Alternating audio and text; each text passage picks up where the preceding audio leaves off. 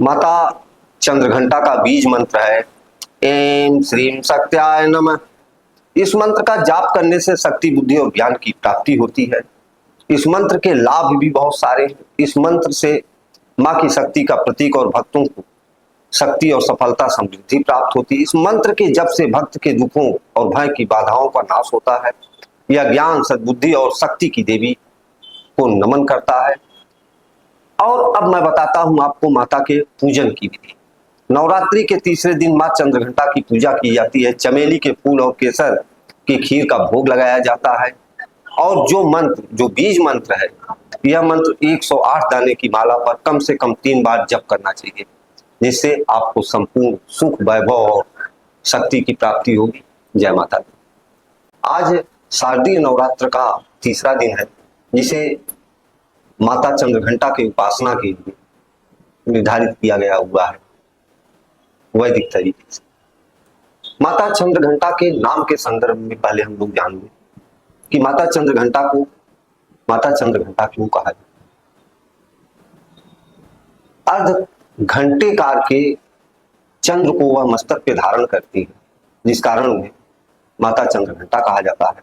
और इनकी पूजा नवरात्रि के, चाहे शारदीय नवरात्र हो चाहे चैत्रीय नवरात्र हो, दोनों में तीसरे दिवस ही होती है। यह शक्ति और युद्ध की देवी के रूप में इनकी पूजा की जाती है, आराधना की जाती है। तो माता के नाम के संदर्भ में आप लोग जान चुके हैं। अब हम देखते हैं माता का स्वरूप क्या है।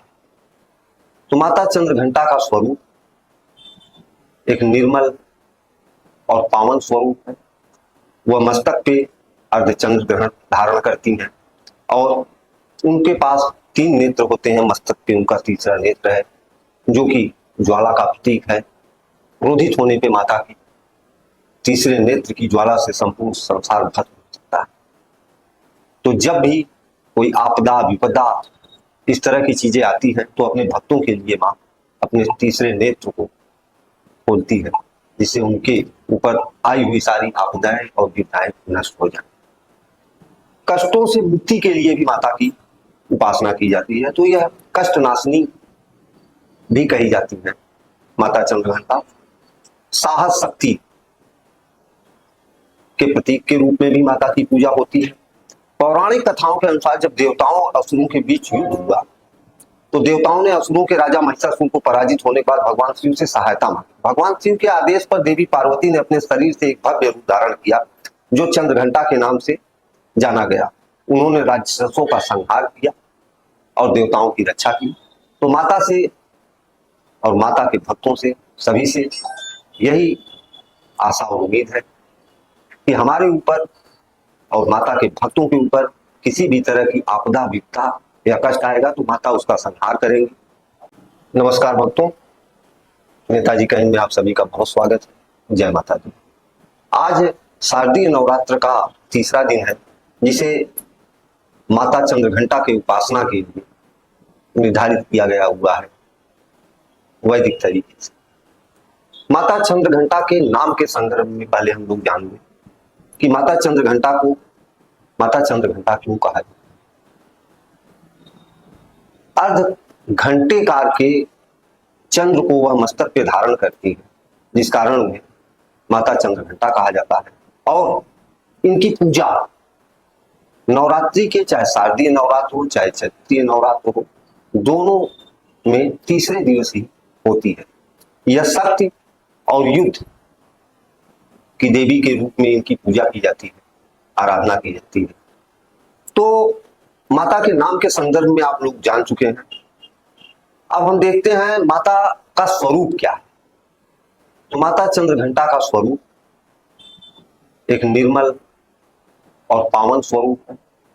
वह मस्तक पे अर्धचंद्र ग्रहण धारण करती हैं और उनके पास 3 नेत्र होते हैं। मस्तक पे उनका तीसरा नेत्र है, जो कि ज्वाला का प्रतीक है। क्रोधित होने पे माता की तीसरे नेत्र की ज्वाला से संपूर्ण संसार भस्म हो सकता है। तो जब भी कोई आपदा, विपदा, इस तरह की चीजें आती हैं, तो अपने भक्तों के लिए माँ अपने तीसरे नेत्र को खोलती है, जिससे उनके ऊपर आई हुई सारी आपदाएं और विपदाएं नष्ट हो जाए। कष्टों से मुक्ति के लिए भी माता की उपासना की जाती है, तो यह कष्ट नाशनी भी कही जाती है माता चंद्रघंटा। साहस शक्ति के प्रतीक के रूप में भी माता की पूजा होती है। पौराणिक कथाओं के अनुसार जब देवताओं और असुरों के बीच युद्ध हुआ तो देवताओं ने असुरों के राजा महिषासुर को पराजित होने के बाद भगवान शिव से सहायता मांगी। भगवान शिव के आदेश पर देवी पार्वती ने अपने शरीर से एक भव्य रूप धारण किया जो चंद्रघंटा के नाम से जाना गया। उन्होंने राक्षसों का संहार किया और देवताओं की रक्षा की।